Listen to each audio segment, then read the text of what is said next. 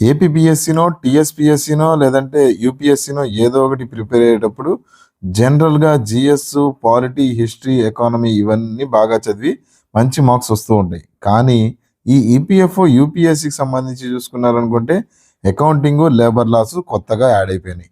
ఇటువంటి సబ్జెక్ట్‌ని ఎలా హ్యాండిల్ చేయాలి? ఇందులో ఇంపార్టెంట్ టాపిక్స్ ఏంటి? ఎలా ప్రిపేర్ అవ్వాలి అన్నదే ఈ వీడియో.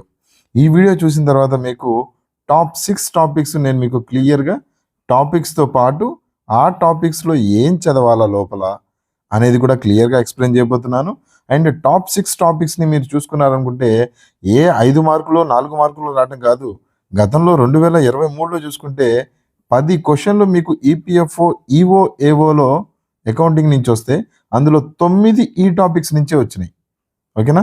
అవే ఆ టాప్ 6 టాపిక్స్. మీరు ఈఓ, ఏఓ గాని ఏపీఎఫ్సీ తీసుకున్నా సరే 12 మార్కులకు గాను 11 మార్కులు ఈ టాప్ 6 టాపిక్స్ నుంచే వచ్చినాయి. సో గోల్డెన్ టాపిక్స్ అనొచ్చు వీటిని. ఆ టాప్ 6 టాపిక్స్‌ని ఎలా ప్రిపేర్ అవ్వాలి అండ్ రిసోర్సెస్ ఎక్కడి నుంచి తీసుకోవాలి. ఒక్కొక్క టాపిక్‌కి ఒక్కొక్క చోట రిసోర్సెస్ ఉన్నాయి ఇంపార్టెంట్‌వి. అన్నీ ఒకే పుస్తకం అయితే లేవు. కానీ ఫ్రీ రిసోర్సెస్ ఎక్కడ దొరుకుతాయి ఏంటి అనేది క్లియర్‌గా చెప్పబోతున్నాను. టాపిక్ వైజ్ ఎలా ప్రిపేర్ అవ్వాలి, ఆ టాపిక్ లోపల ఏమేమి ప్రిపేర్ అవ్వాలి, ఎంతవరకు కొట్టాలి, ఎంతవరకు తీసుకోవాలి అనేది క్లియర్‌గా చెప్తాను. 2002 నుంచి 2023 వరకు ప్రతి పేపర్‌ని అనలైజ్ చేసిన తర్వాతే ఈ టాపిక్స్ మీ ముందు పెట్టబోతున్నాను. Let's begin our video. Welcome to Sky Academy. అయితే స్టార్ట్ చేసే ముందు చాలా ఇంపార్టెంట్ బట్ చిన్న ప్రశ్న ఒకటి మిమ్మల్ని అడగాలనుకుంటున్నాను. Who describe the preamble as of the Indian constitution as the political horoscope అన్నారు. పొలిటికల్ హోరోస్కోప్ అని చెప్పి మన ప్రియాంబుల్ని ఎవరన్నారు? అంబేద్కర్ గారా, సర్దార్ వల్లభాయ్ పటేల్ గారా, నెహ్రూ గారా, మున్షి గారా? చాలా సింపుల్‌గా టైం అయితే ఇస్తాను గానీ కామెంట్ సెక్షన్‌లో మెన్షన్ చేయండి. దీన్ని మంచి కోడింగ్‌తో ఎలా చెప్తామంటే మీరు హోరోస్కోప్‌ని కొద్దిగా అబ్జర్వ్ చేశారంటే హీరో అని చెప్పి అనిపిస్తూ ఉంటుంది. హీరో. మనిషి అంటేనే హీరో అండి. మనిషి. ఒక మనిషి అంటేనే ఒక హీరో లాంటివాడు. ఓకే. ఎగ్జామ్‌లో ఇప్పుడు ఈ ప్రశ్న చూడండి. Who describe the preamble of Indian horoscope, political horoscope అనగానే హోరోస్కోప్ హీరో కేఎం మున్షి సింపుల్‌గా స్ట్రైక్ అయిపోతుంది. ఇలానే మీకు లేబర్ లాస్‌కి సంబంధించి లేబర్ లాస్ ఎలా గుర్తుపెట్టుకోవాలని సతమతం అయిపోతూ ఉంటారు. ఎక్కడ ఏ నెంబర్ వచ్చినా కష్టపడిపోతూ ఉంటారు.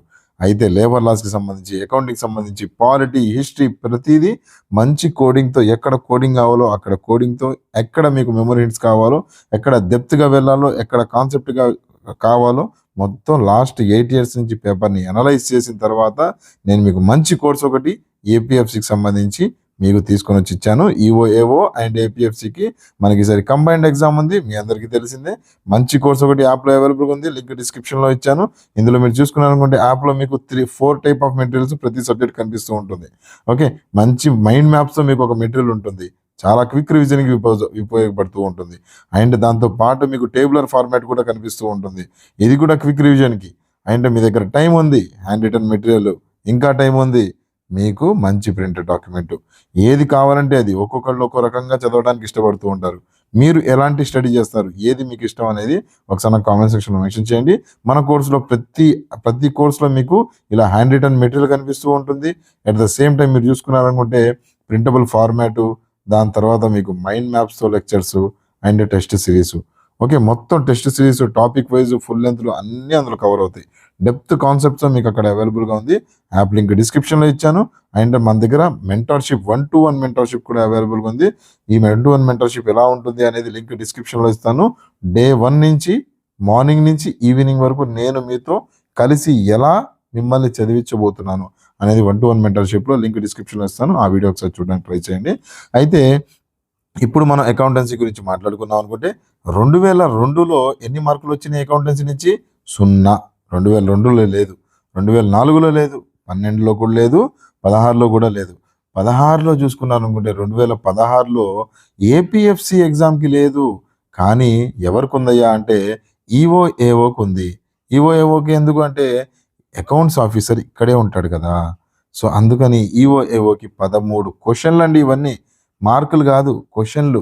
13 క్వశ్చన్లు. మార్కుల దగ్గరికి వెళ్ళిపోతే ఇంకొద్దిగా ఎక్కువే చెప్పాలి. అది దాన్ని డబల్ చేసుకుంటూ 2.5కి ఇంటూ చేసుకోవాలి. ఓకే.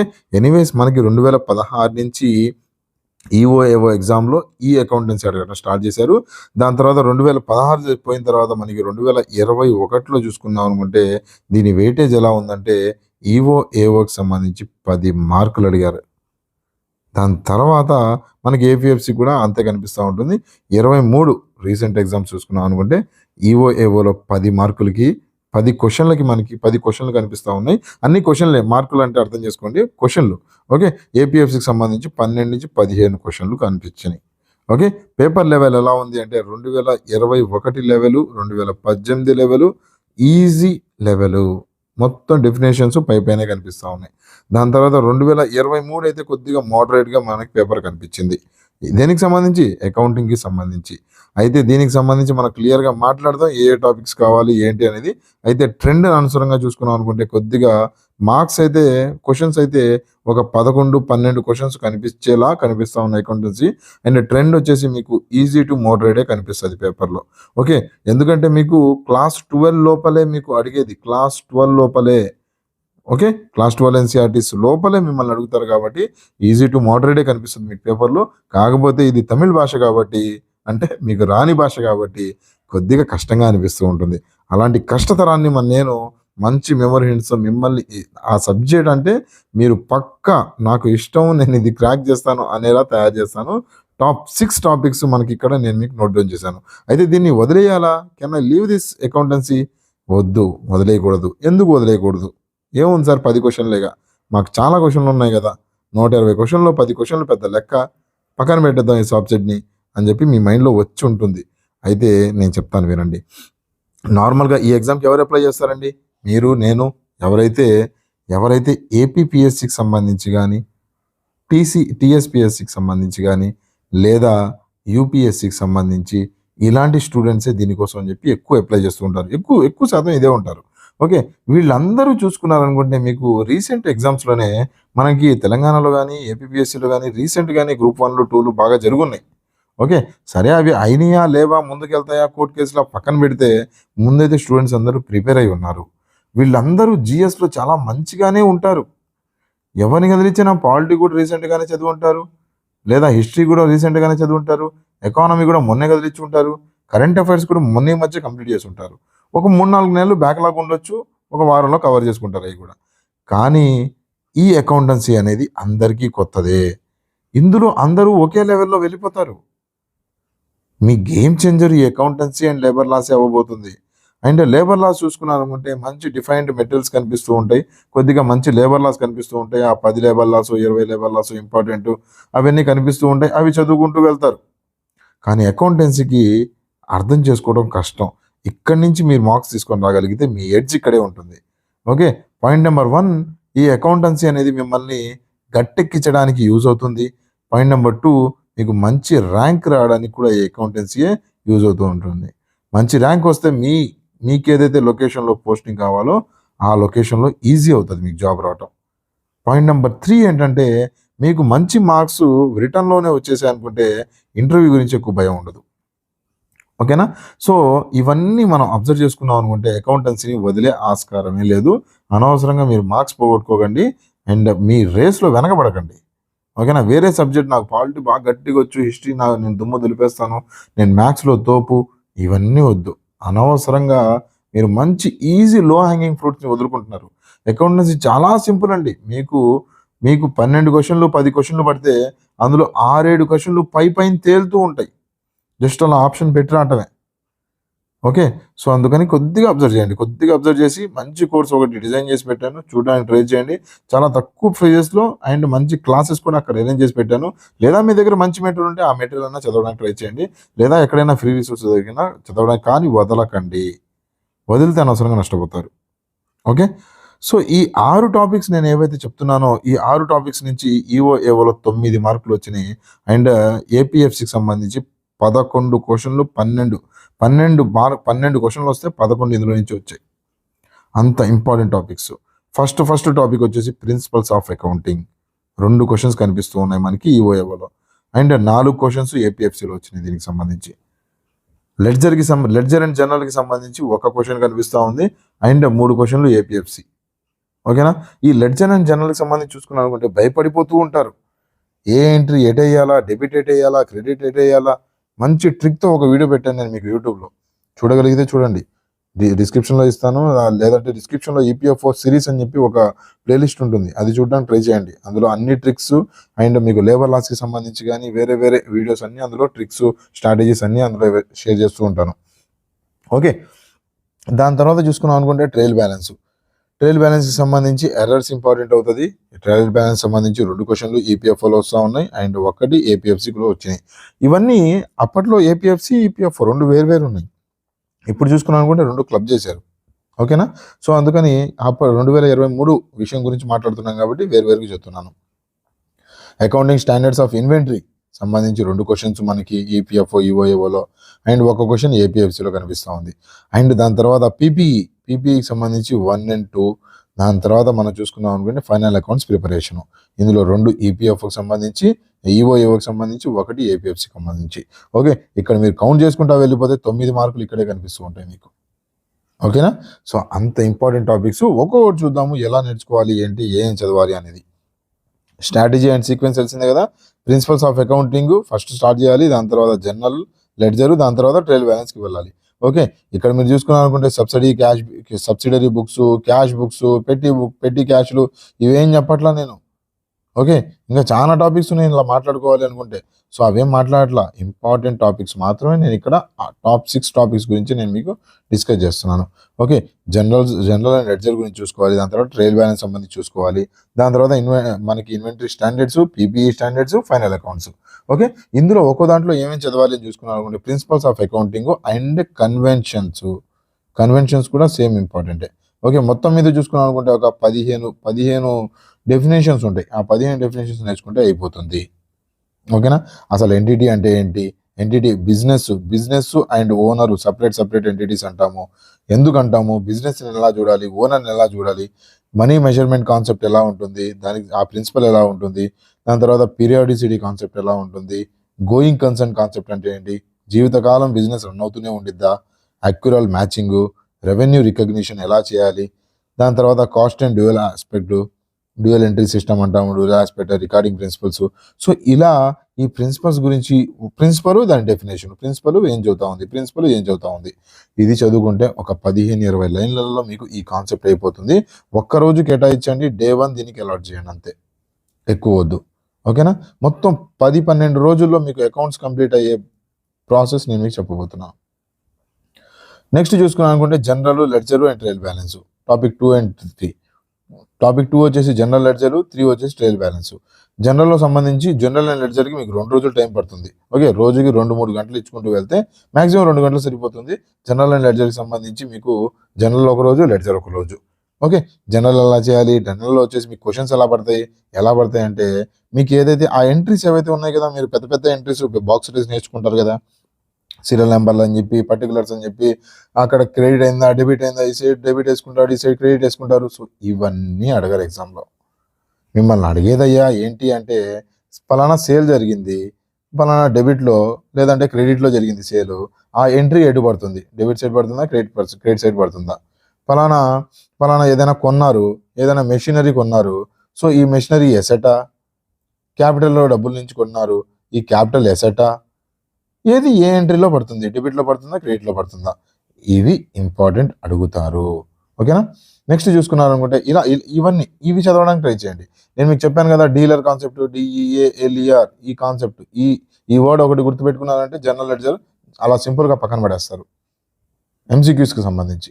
ఓకేనా, నెక్స్ట్ చూసుకున్నారనుకుంటే ట్రయల్ బ్యాలెన్స్కి సంబంధించి మీరు చూసుకున్నారనుకుంటే కొద్దిగా ఇందులో న్యూమరికల్స్ అడుగుతున్నారు. ఓకేనా, టెన్షన్ ఏం లేదు, చాలా సింపుల్ న్యూమరికల్సే ఉంటాయి. ఓకే, న్యూమరికల్స్ సంబంధించి సపరేట్ క్లాసే తీసుకొని వస్తాను నేను, ఒకసారి కామెంట్ సెక్షన్లో మెన్షన్ చేయడానికి ట్రై చేయండి. మీకు కావాలనుకుంటే ఒక మంచి క్లాస్ చేసిస్తాను. ఆ ఒక క్లాస్లో మీ ట్రయల్ బ్యాలెన్స్ మొత్తం కంప్లీట్ అయిపోతుంది. ఓకే, ట్రయల్ బ్యాలెన్స్లో ఎర్రర్ డిటెక్షన్ చూసుకోవాలి, ఎర్రర్ ఒమిషన్స్, కమిషన్స్, ప్రిన్సిపల్స్. ఈ ప్రిన్సిపల్స్ ఇంపార్టెంట్. ఓకేనా, ఎర్రర్స్లో ప్రిన్సిపల్స్ ఎలా ఉండాలి, దాని తర్వాత ఎర్రర్ని ఎలా రెక్టిఫై చేయాలి. ఓకే, రెక్టిఫై చేసే పద్ధతిలోనే మీకు న్యూమరికల్స్ అడిగే ఛాన్సెస్ ఉన్నాయి. ఓకేనా, చూడడానికి ట్రై చేయండి. అయిపోయింది 2-3 కాన్సెప్ట్స్. టాపిక్ నెంబర్ 4 వచ్చేసి అకౌంటింగ్ స్టాండర్డ్స్ ఆఫ్ ఇన్వెంటరీ. ఇందులో రా మెటీరియల్స్ ఎలా తీసుకుంటాము, ఇన్వెంటరీ ఎలా మేనేజ్ చేస్తాము. ఓకే, FIFO అంటాము, LIFO అంటాము, ఫస్ట్ ఇన్ లాస్ట్ అవుట్ అంటాము, లాస్ట్ ఇన్ ఫస్ట్ అవుట్ అంటాము. అంటే మన ఇండస్ట్రీలో ఏవైతే, లేదంటే మన అకౌంట్ పుస్తకాల్లో ఏవైతే ఎంట్రీస్ ఏదైతే స్టాక్ ఏదైతే ఎంట్రీ అవుతుందో దాన్ని మనం ఎలా ఎగ్జిట్ చేస్తూ ఉంటాము మన కంపెనీ నుంచి, ఇవన్నీ ఉంటాయి. వర్కింగ్ ప్రోగ్రెస్ ఏంటి, ఫినిష్ అయిన గూడ్స్ ఎంట్రీస్ ఎలా వేస్తాము, లిఫో మెథడ్లు, ఫిఫో మెథడ్లు, వెయిటెడ్ యావరేజ్లు, ఇవన్నీ ఉంటాయి ఇందులో. ఓకేనా, థియరీ మొత్తం థియరీ. ఓకే, థియరీ సింపుల్గా అర్థమైపోతుంది. పాయింట్ వైజ్ రాసుకోవడానికి ట్రై చేయండి. దీనికి ఎంత టైం కేటాయించాలంటే ఒక 2 రోజులు సరిపోతుంది. రైట్, దాని తర్వాత మనం చూసుకున్నాం అనుకుంటే ఇందులో లాస్ట్ టాపిక్ మనకి లాస్ట్ బట్ 1 వచ్చేసి మనకి డిప్రిసియేషన్స్. ఈ డిప్రిసియేషన్లో మెథడ్లు, డిమినిషింగ్ మెథడ్లో డిప్రిసియేషన్ అంటే ఏంటి, ఒక వస్తువు కొన్నారు మీరు, ఆ వస్తువు ఒక కారు కొన్నారు, ఒక సంవత్సరం తర్వాత దాని వాల్యూ పడుతుంది కదా, ఎంత పడుతుంది, ఒక 10% 20% పడిపోతుంది కదా. అవును, పడిపోతుంది. ₹1,00,000 కొన్నారు, ఎంతకు అమ్ముతారు, 60,000కి అమ్ముతాను సార్. ఎందుకు అమ్ముతారు, ఒక సంవత్సరం అయిపోయింది కదా, దాని వాల్యూ తగ్గుతుంది సార్, దాన్ని డిప్రిసియేషన్ అంటారు. ఈ డిప్రిసియేషన్ ఎలా క్యాలిక్యులేట్ చేస్తారు, నేనేమన్నాను, సంవత్సరానికి 10,000 తగ్గిస్తాను నా కారు మీద అన్నాను. ఓకే, ఇంకో అతను ఏమన్నాడు, సంవత్సరానికి 10% తగ్గిస్తా అన్నాడు. ఇంకో అతను ఏమన్నాడు, మార్కెట్ వాల్యూ ఎంత ఉందో చూసి అప్పుడు చూద్దాంలే, మాట్లాడదాంలే అన్నాడు ఇంకో అతను. సో ఇంకో అతను ఎలా అన్నాడు, ఆ కారు ఏ కండిషన్లో ఉందో దాన్ని బట్టి మాట్లాడదాం, ఎంత వాడావో దాన్ని బట్టి మాట్లాడదాం అన్నాడు. సో ఇలా రకరకాలుగా ఈ డిప్రిసియేషన్ని క్యాలిక్యులేట్ చేస్తూ ఉంటారు. ఓకేనా, ఎంత అవర్స్ యూజ్ చేశారు అనే దాని మీద డిప్రిసియేషన్ ఉంటుంది, దానికి ఫార్ములా ఉంటుంది. దాని తర్వాత ఎంత ప్రొడక్టివిటీ ఇది బయటికి ఇచ్చింది, దీని మీద ఎంత పని జరిగింది, ఎంత లాభం జరిగింది, దాన్ని బట్టి ఉంటుంది. సో ఇలా డిప్రిసియేషన్ రకరకాలుగా ఉంటుంది. ఇవన్నీ ఏం లేదు, డిప్రిసియేషన్ టైపు, దాన్ని ఏమంటారు.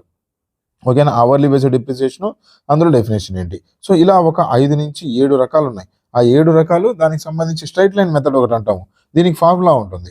ఈ ఫార్ములా ఇంపార్టెంట్, అడిగే ఛాన్సెస్ ఉన్నాయి. ఫార్ములా మీద క్వశ్చన్స్ కూడా పడే ఆన్సర్స్ ఉన్నాయి, న్యూమరికల్స్ అడిగే ఛాన్సెస్ ఉన్నాయి ఇందులో. ఓకేనా, దాని తర్వాత డిమినిషింగ్ బ్యాలెన్స్ మెథడ్ అంటాము, దాని తర్వాత యూజ్ ఆఫ్ ప్రొడక్షన్ సంబంధించి ఇవన్నీ మనం మాట్లాడతాం ఇందులో. ఓకే, ఇది కూడా ఒక 2 days పడుతూ ఉంది, జాగ్రత్తగా చూసుకోండి. రైట్, మనకి డిప్రిసియేషన్. రైట్, తర్వాత ఫైనల్గా మనం చూసుకోవాలనుకుంటే ఫైనల్ అకౌంట్స్ ఎలా చూస్తాము, క్యాపిటల్ అండ్ రెవెన్యూ ఎక్స్పెండిచర్ ఎలా ఉంటుంది, ఇవన్నీ ఎంట్రీస్ అడ్జస్ట్మెంట్ ఎలా చేస్తాము, ప్రాఫిట్ అండ్ లాస్లు ఎలా చూస్తాము, ఫైనల్గా ఏమైనా కంప్లైంట్స్ ఉంటే ఎలా చూస్తాము అనేది ఇంపార్టెంట్. ఓకేనా, సో ఓవరాల్గా ఇది కొద్దిగా ఫైనల్ అకౌంట్స్ కొద్దిగా టైం పట్టేది, సో అందుకని 3 days పడుతుంది. ఓవరాల్గా ఇలా ప్రిపేర్ అవ్వండి, సింపుల్గా కంప్లీట్ అయిపోతుంది. ఓకేనా, నెక్స్ట్ మీరు డైలీ 2 నుంచి 3 గంటలు కమిట్మెంట్ ఇవ్వండి. అండ్ రిసోర్సెస్ చెప్తా అన్నాను కదా, టాపిక్ 1, 2 and 3 ఈ 3 టాపిక్స్ ఏవైతే ఉన్నాయో, అంటే మీ ట్రయల్ బ్యాలెన్స్ వరకు principles, general, ledger, trial balance, ఈ 3 టాపిక్స్కి క్లాస్ 11th NCERT Part 1 చూడండి, సరిపోతుంది. NCERT పుస్తకాలు ఇవన్నీ కావాలి అనుకుంటే టెలిగ్రామ్ ఛానల్లో ఒకసారి జాయిన్ అవ్వండి, అక్కడ నేను మీకు షేర్ చేసి పెడతాను. ఓకే, అండ్ మీకు లేదు సార్ మా ఇంకొద్దిగా డౌట్స్ ఉన్నాయి ఎలా ప్రిపేర్ అవ్వాలో, 9491370061. ఓకే, మార్నింగ్ 9 నుంచి సాయంత్రం నైట్ 1 గంట వరకు నా మొబైల్ వాట్సాప్ ఆన్లోనే ఉంటుంది. మీకు కావాల్సినప్పుడు మెసేజ్ చేయండి, నేను ఫ్రీ టైం చూసుకొని మీకు రిప్లై ఇచ్చేస్తాను. ఓకే, సో 1 నుంచి 3 వరకు NCERT పుస్తకం, class 11th NCERT general accounting principles అని చెప్పి అందులో Part 1 చదవడానికి ట్రై చేయండి. 4, 5, 6 టాపిక్లకి మనకి ICAI మెటీరియల్ ఒకటి ఉంటుంది, ICAI వెబ్సైట్ ఒకటి ఉంటుంది. ఇది చార్టెడ్ అకౌంటెంట్స్ వెబ్సైట్. ఇందులో ICAIలో మీరు చూసుకున్నారనుకోండి మాడ్యూల్ 2 and 3 అని ఉంటాయి, లింక్స్ ఉంటాయి, ఈజీగా కనిపిస్తూ ఉంటాయి. ఏం లేదు, ICAI అని చెప్పి సెర్చ్ చేయండి. ఓకే, ICAI చార్టెడ్ అకౌంటెంట్స్ అని సెర్చ్ చేయండి, CA అని సెర్చ్ చేయండి, మీకు ఇది కనిపించేస్తుంది. ఇందులో మాడ్యూల్ 2 and 3 అని ఉంటాయి. ఆ మాడ్యూల్ 2 and 3 డౌన్లోడ్ చేస్తే పెద్ద పేజీలు, ఎక్కువ పేజీలే ఉండదు, వీలైతే చదవండి. లేదే అంటే దాన్ని తీసుకొని వెళ్ళి ChatGPTకి ఇవ్వండి, లేదా పర్ప్లెక్సిటీకి ఇవ్వండి, లేదంటే మీకు వేరే చాలా వెబ్సైట్స్ ఉన్నాయి ఇలాంటి, వాటికి ఇచ్చేసి మీకు ఎంత పేజ్ మెటీరియల్ కావాలో దాన్ని ఒక 10 ఒకవేళ ఇది 40 పేజీలు ఉంది మెటీరియల్, దీన్ని కన్సైజ్ చేసి ఒక 20 పేజీల్లో ఇవ్వమ్మా అని చెప్పి అడిగితే ఇచ్చేస్తుంది ChatGPT ఆర్ పర్ప్లెక్సిటీ. ఓకే, లేదా ఇంకా మంచి వెబ్సైట్ కావాలనుకుంటే నోట్బుక్ వెళ్ళాం ఏదైతే ఉందో అది యూజ్ చేయండి, చాలా సింపుల్గా మంచి వేలో మీకు జనరేట్ చేసి ఇచ్చేస్తుంది. ఓకేనా, సో ఇలా మీకు కావాల్సింది ఏది కావాలో దాన్ని అడగండి, ఇచ్చేస్తుంది. ఈ ICAI మెటీరియల్ ఏదైతే ఉందో దాన్ని డౌన్లోడ్ చేసుకోండి, మంచి ప్రింటబుల్ ఫార్మాట్ మెటీరియల్ బాగుంటుంది. Okay, 4 to 6 4, 5, 6 topics. Right, so next చూసుకున్నాం అనుకుంటే ఒక 15 రోజులు ఎక్కువ దీనికి ఇవ్వడానికి, 12 రోజులే నన్ను అడిగితే, ఇంకొద్దిగా కావాలనుకుంటే 15 రోజులు ఇవ్వండి, అంతేగాని దానికన్నా ఎక్కువ ఇవ్వకండి. ఓకేనా, సో దీనికి సంబంధించి ఇంకేమైనా డౌట్స్ ఉన్నా, లేదా వేరే సబ్జెక్ట్స్ ఎలా ప్రిపేర్ అవ్వాలి అనే డౌట్ వచ్చినా నా కామెంట్ సెక్షన్లో మెన్షన్ చేయండి, ప్రతి కామెంట్ నేనే ఆన్సర్ చేస్తాను. అండ్ వీడియో ఇంతవరకు చూశారు అనుకుంటే మీరు లైక్ చేసి షేర్ చేస్తారు అండ్ సబ్స్క్రైబ్ చేస్తారని చెప్పి భావిస్తున్నాను. ఆ హైప్ కూడా ఇచ్చారు అనుకుంటే నేను ఇంకా వీడియోస్ చేయడానికి ఎక్కువ నాకు ప్రోత్సాహంగా ఉంటుంది. Okay, thank you for watching. Have a nice day. Wish you all the best for your exams. Bye bye.